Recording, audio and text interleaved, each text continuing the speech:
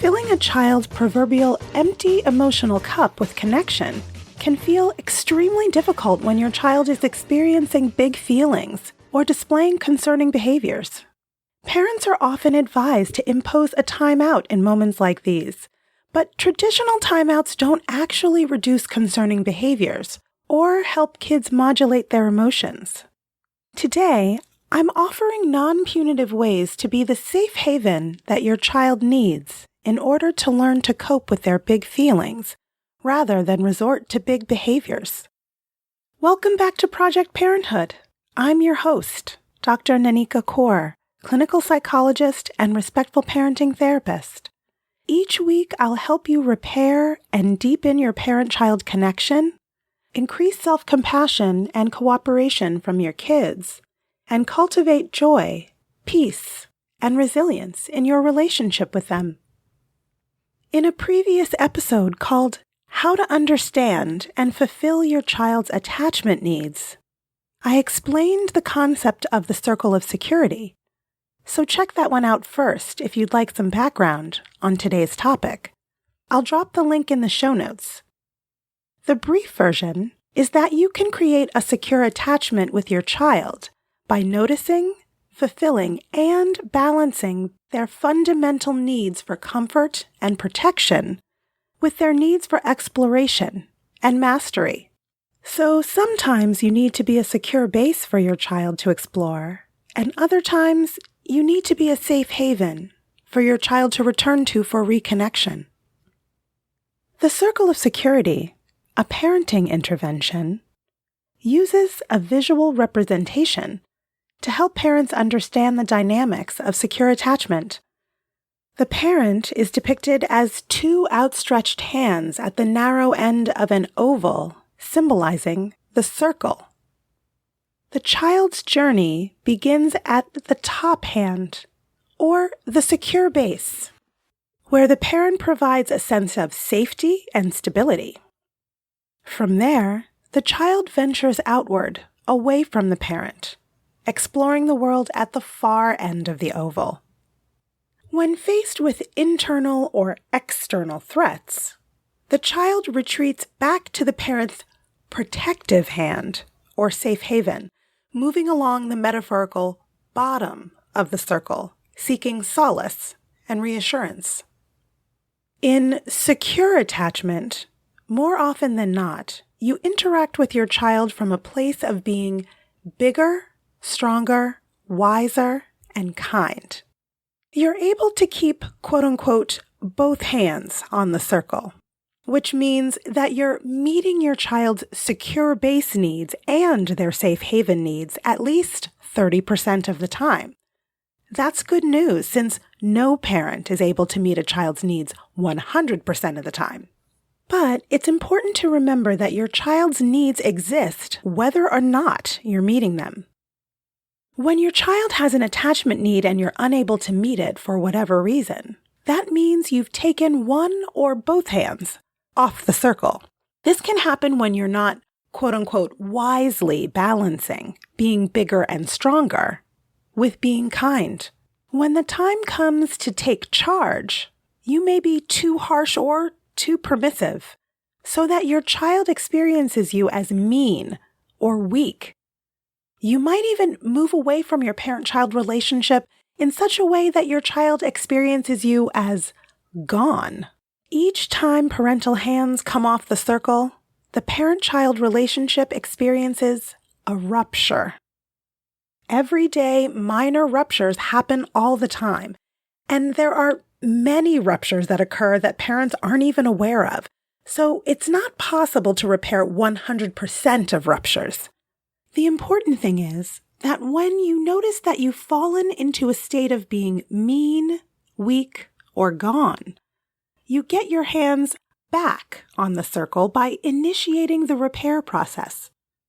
When ruptures happen consistently but aren't repaired consistently, your child begins to lose faith in you and their relationship with you as a trustworthy resource for security.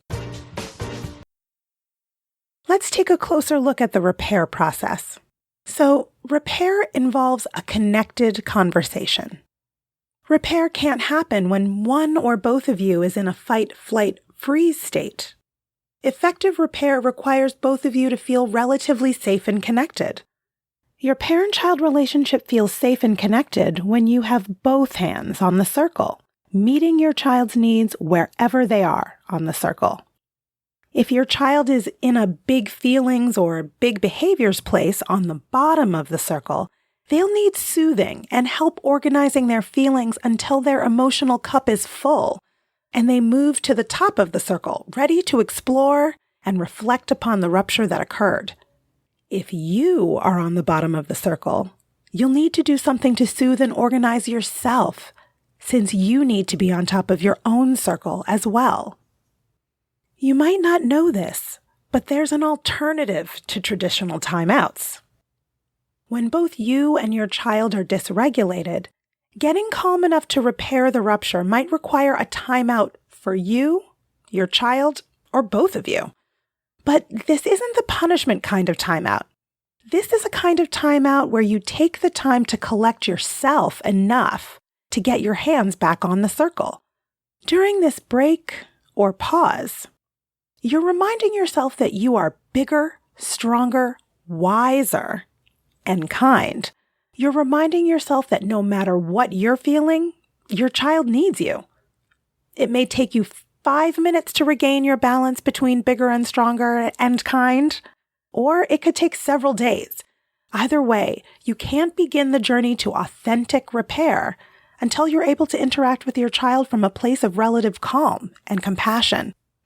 And sometimes you'll need to do some co-regulation before you can repair. Your infant or young child can't regulate their intense emotions independently.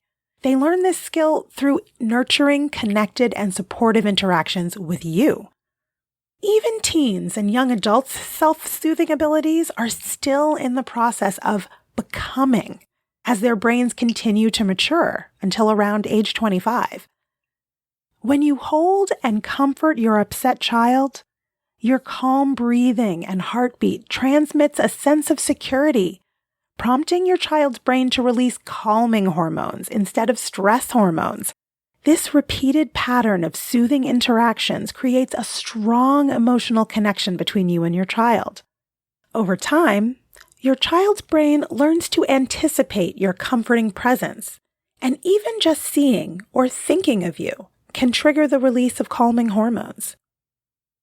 Within the nurturing environment that you provide, your child will gradually develop the ability to self-soothe, especially in times of mild distress. The foundation for this skill is laid through countless experiences of being compassionately soothed by you. So, if your child is out of control, instead of using a punitive timeout where you banish them to their room or a naughty chair, take charge in a no-nonsense yet tender way, using the concept of a time in. Consider changing your location and going to a room or area more conducive to calming down, where it's easy for you to speak to your child with a firm, reassuring, calm, and kind tone. Perhaps do something different for a few minutes, like reading, listening to calming music, or sitting outside watching people or wildlife nearby. Help your child make sense of their feelings by putting words to them, saying something like, "Seems like you're pretty mad about XYZ. Do I have that right?" Tell your child your feelings about what happened. When you started screaming, "I felt frustrated and confused." If it's possible, stay with your child until they're relatively calm again. Take your opportunities to repair both for now and for the future. When both you and your child are calm enough, help your child put words to the feelings and needs involved with the current kerfuffle. Use short and simple phrases. This doesn't have to be an hour-long lecture situation. Take full responsibility for whatever part you played in the conflict without blaming your child in any way. Don't put a, "but you shouldn't have been doing X," after your apology. Help your child take responsibility for their part too, without using any shame or blame, just facts. Focus on what actions your child took, what needs they were trying to meet, and what feelings they might have experienced. Brainstorm with your child different ways you can handle situations like these in the future. Every time you go through this process with your child, it strengthens your relationship and creates positive relational feelings and patterns that you'll repeat for years to come. In the end, the secret to parenting success lies in keeping your secure base and safe haven hands firmly on the circle. Sure, every parent will stumble and step off the circle now and then, but the key is to get back onto the circle with grace and self-compassion. Remember, even in the midst of chaos and big feelings, you're the no-nonsense but tender captain of this parent-child relational ship. So take whatever non-punitive timeouts you need to take to get your hands back onto the circle and view these everyday ruptures not as kid or parent failings, but as yet another opportunity for repair. That's all for today's episode of Project Parenthood. Thanks for listening, and I hope you found this helpful. Be sure to join me live on Instagram at BKParents on Monday, December 18 at 12:45 p.m., where you can ask me anything. You can get your questions answered in real time. If you have a question for me about parent-child relationships, respectful parenting tips, and/or parental mental health that you'd like me to cover in a future episode, shoot me an email at parenthood@quickanddirtytips.com. Leave a message at 646-926-3243, or leave a message on Instagram at BKParents. And you can learn about my private practice, working with parents living in New York State, at www.brooklynparenttherapy.com. Project Parenthood is a Quick and Dirty Tips podcast. It's audio engineered by Dan Firebend. Our podcast and advertising operations specialist is Morgan Christensen. Our digital operations specialist is Holly Hutchings. And our marketing and publicity associate is Davina Tomlin. See you next week.